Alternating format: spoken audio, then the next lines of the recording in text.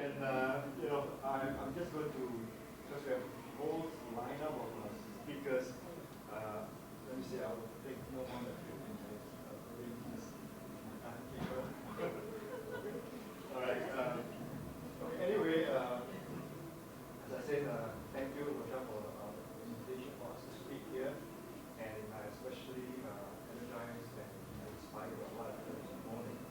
I hope the little sharing that I put across will provide you with perhaps a different perspective to think about the work that you're doing with children. Okay. The work that you're doing with children, of course, the topic here is sort of couched in a parental context. Okay, nonetheless, I think it will still be relevant. Okay, yes, it's about resilience. I show you this diagram because it seems to me that when we talk about resilience, we think about the child and we start to think about the coping mechanisms, right? The methods for which you want the child to be able to deal with stresses and then in the process become resilient. But that's not what I'm going to talk about, okay? The surprise is this, right? I want to talk about this, okay, between parent and the child. Because resilience, in my view, is a consequence. It's the outcome of what has happened. Hence, I want to go upstream and let's focus on what we think or what I feel is important that must happen in order that the downstream consequence will be taken care of. We all kind of know about stress, right? The teachers, I'm sure you are exposed to different types of stress.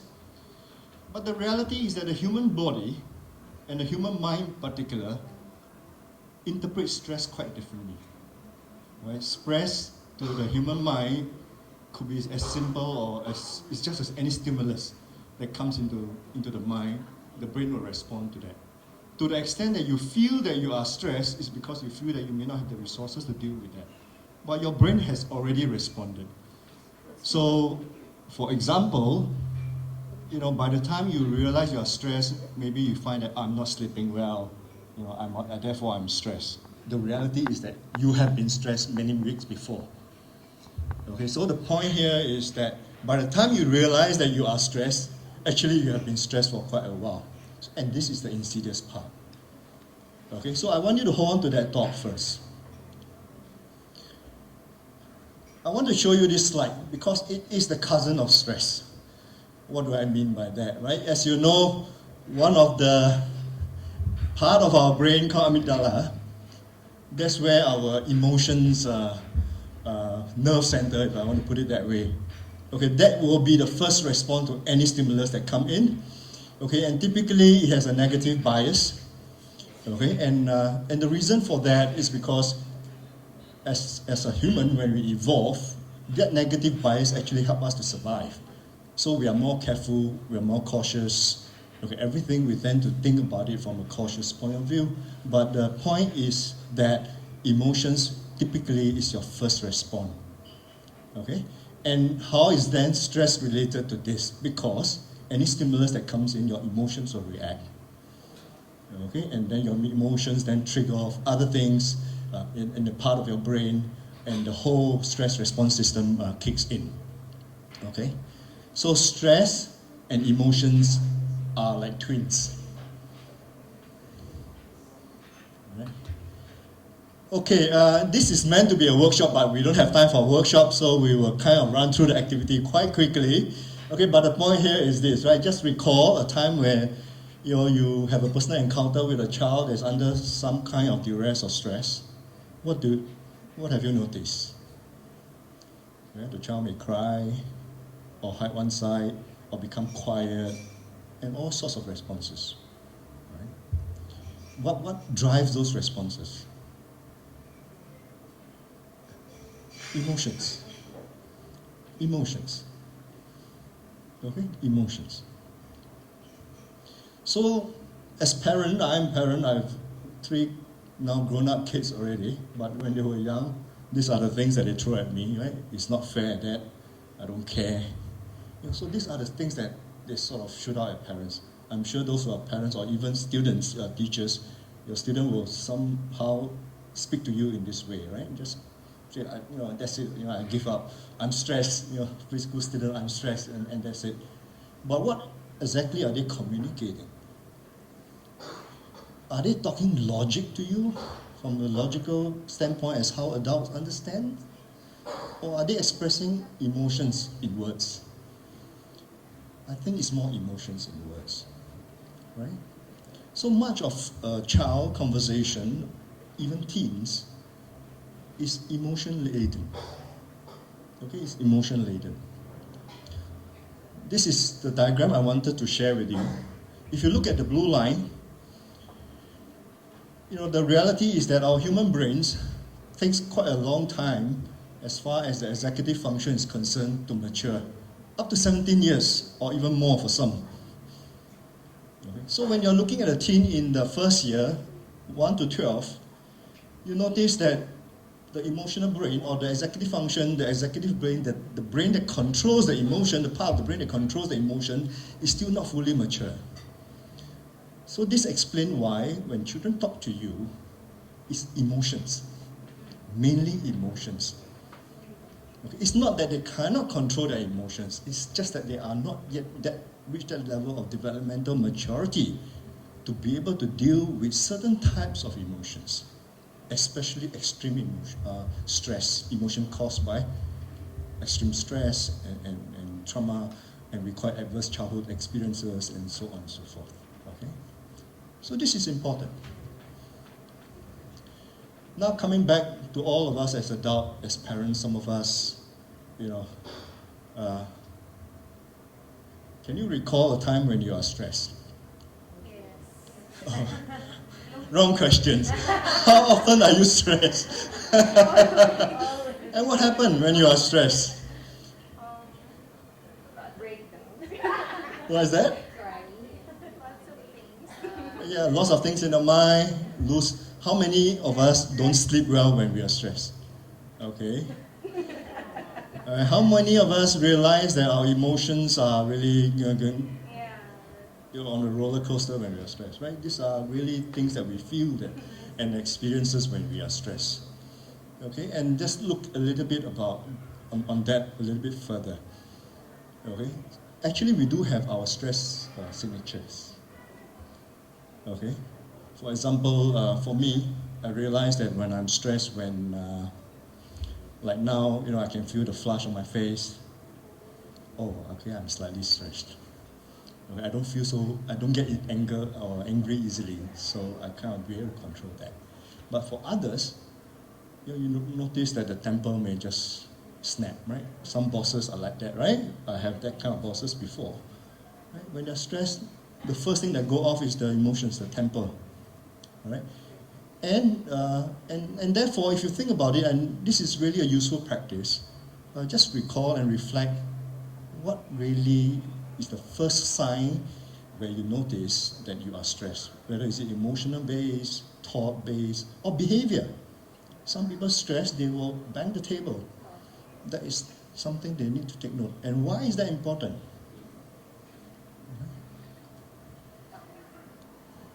Okay. So I started by saying, yes, we kind of know stress, but our brain responds to stress quite differently from how we think we recognize stress. I say stress is related to emotions, and I tell you that a child really cannot quite control the emotions, not by their fault. It's the fact that their brain is not fully developed. And I ask you as adults, how well you think you know yourself in relation to understanding your own emotions in relation to stress. And we come, and many of us, some of us express it in terms of emotions, outbursts, some of us express it in terms of behavioral, you lose your behavioral control, etc. And there is actually some kind of characteristics that each of us hold that we call stress signature. So that's where we have gone so far in the last 5 to 6 minutes, right, Bhavin? Okay, so now I go back to the conversation that I started, right? Your child will throw at you, this is not fair, I don't care, etc., right? Emotional language to you. And then, as in all parents or teachers, okay, we will try to talk to them like adults, right? We try to be measured in our response. we try to tell them why they need to study hard. Because it's good for them. Right? Because without education, you're not going to get a good life. Right? And for some of us, we're trying to really get into that emotional level with a kid. Oh, poor thing, you poor thing. We try to do that, right? So let's see how well we think we are doing that.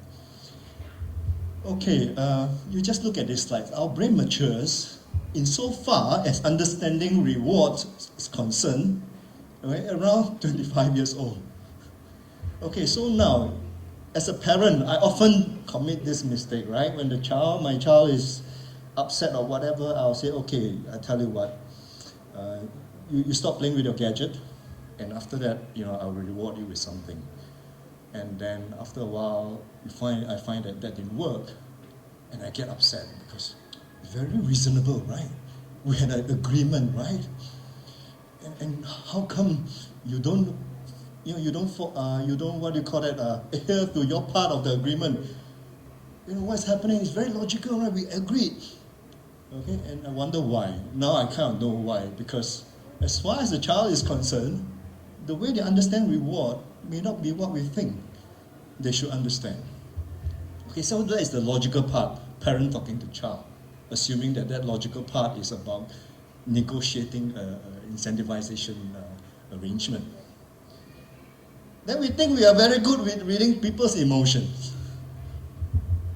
48 years old is where your brain actually kind of reached a maturity in which you can read people's emotions. So I'm very glad I'm already quite good at reading people's emotions because I'm obviously way above 48. Okay, and some of us here, right? But my point is this: it's really not easy to read emotions. Okay, and actually we need to learn. We need to be more mindful about that. Okay, so now if I reflect back as a parent at a young age of 30, 35, I struggled. And I wonder why I struggled. Right? Because we all becomes parent by experience and not so much anything else. Right? We learn through our mistakes and so on and so forth. In many ways, I don't think I am mindful as a parent. Even today, I'm still learning. But I'm a little bit better than yesterday simply because I know a little bit more. I have the experience to understand the issues and the challenges that I have gone through as a parent. Okay? So, we talk so much about emotions and stress, etc. Right? The key part to this about mindful parenting is really understanding certain things, how our brain works, and then the practices around it can fall in place. What do I mean by that? If I have to take a step, this is the next step. What happens in my mind is that I'll refer back to my past memories, and my past memories tells me that I'm safe to take that next step, and I'll do that. That's how our brain works. Okay, so any decision of the future, you will refer to your past, right? And your past, as I said earlier, tend to be negatively biased. Then, in other words, you are a little bit more cautious. So people who think a lot about the future, like earlier on, who was that? Sylvia, right? Policy, they are the people who are always worried. Right? Then people who always think about the past are always depressed, or the other way around, right? So my point is that every decision that we have to take, we have to it goes back to our memory. So what is this thing about mindfulness and that process? Is that, okay, our past, a lot of our memories are emotion-laden. In fact, you can remember a past experience by how you feel than the details. Right? If I ask all of you here, how have your childhood been? Well, I will get different responses. Challenging, very good, etc., etc. Tell me exactly how it is. You cannot tell me, but you can tell me how you feel about it. So emotions is a marker to our memories. Okay, a marker to our memories. And therefore, being mindful is bringing yourself back to the present. I was just talking to Scarlett here. Her way of being mindful is drawing, breathing, right? Riz is yoga and he has stopped already, but being mindful is to be present, to be aware. So for example, how many of you are worried at this point for whatever things that you're worried about? Okay, do you realize that you are seated in a nice conference room with nice aircon, not too cold, you just had a nice meal, you are absolutely safe, there's no threat, and why are you worried? Why are you worried? Okay, let's take a deep breath. Okay, you're breathing now. You're present. And why is that important for all parents and educators? Because you are just giving yourself a chance to decide whether you want to continue to be worrying or to decide the next step. That chance. So the idea of mindfulness from a neuroscience perspective is really to bring you to the middle and give you that chance, that split second, to decide what you want to do. You can choose to continue to be mindless. Or you can choose to say, hey, wait a minute, actually I'm not so bad. And for that brief moment, it gives you respite. That brief moment. And if you do that as a practice, you get to be mindful, as in the word suggests, but more importantly, you get to be present, to be centered. I would like to do one more activity with you. I want you all to hold your breath. Okay, and think of a terrible incident that has happened or going to happen. Right? I want you to think of that and hold your breath. And please, this is not a competition. Okay, just hold to a point where you think you can't hold it. You just raise up your hand and just breathe.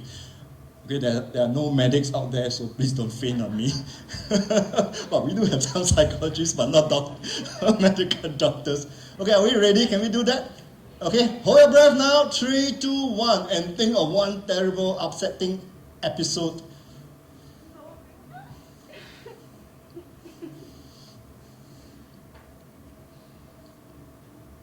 Continue to hold your breath and continue to think about that thing, that episode.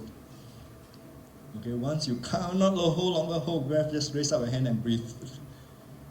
As I said, not competition. Okay, hold your breath and continue to think about that. Okay? Okay. Let's not push this further. Okay, so imagine that. Alright, so for those who raised your hand, at the point when you can no longer hold your breath, what were you thinking? Were you thinking about the incidents or the past experiences, or are you thinking about you need to breathe? You need to breathe. That's the trick, right? I mean, it's not a trick, it's that we are wired that way. When you can no longer breathe, your brain will tell you, forget about everything, breathe. Because without breathing, you will die anyway. Okay, so, and that is the whole neurological perspective around breathing. So whether you say it's for mindfulness, meditation, yoga, what have you, when you breathe, you are telling your brain that I am alive now and here. Okay, and that's it. And it gives you that chance, that split second, to decide whether you want to enjoy that or you want to do something else. Okay, and therefore, by that notion, you will soon conclude that being mindful is not an easy thing. It doesn't come naturally. Right? Being mindful is a practice. You want to have certain way of life, it just doesn't happen like that. Right? You have to practice every day, and you go on, and it becomes a habit. That's how your brain is. Your brain is plastic. It will adapt and change according to what you do every day and every second. And it's for this reason that our company, we do not do any profiling tests. Because we don't believe, or not say we don't believe, we don't think we want to do that, simply because we believe that everyone is different every day, and you have to give yourself that chance to be different, the better version of yourself. Okay, so yes, then we heard this morning about a lot of ideas how we can promote more resilience, etc. Right? So these are some things about first being emotionally aware. How do you help your child to be emotionally aware? And how do you help yourself to be emotionally aware?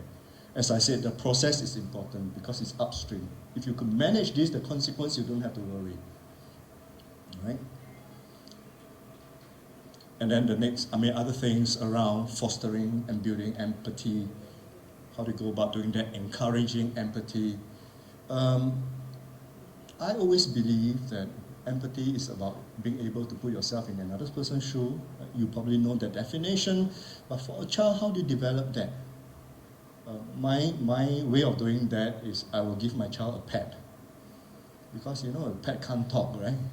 And the child will have to read every movement of the pet, whether the pet is eating or not, sleeping well. And in that process, they shut off the mic.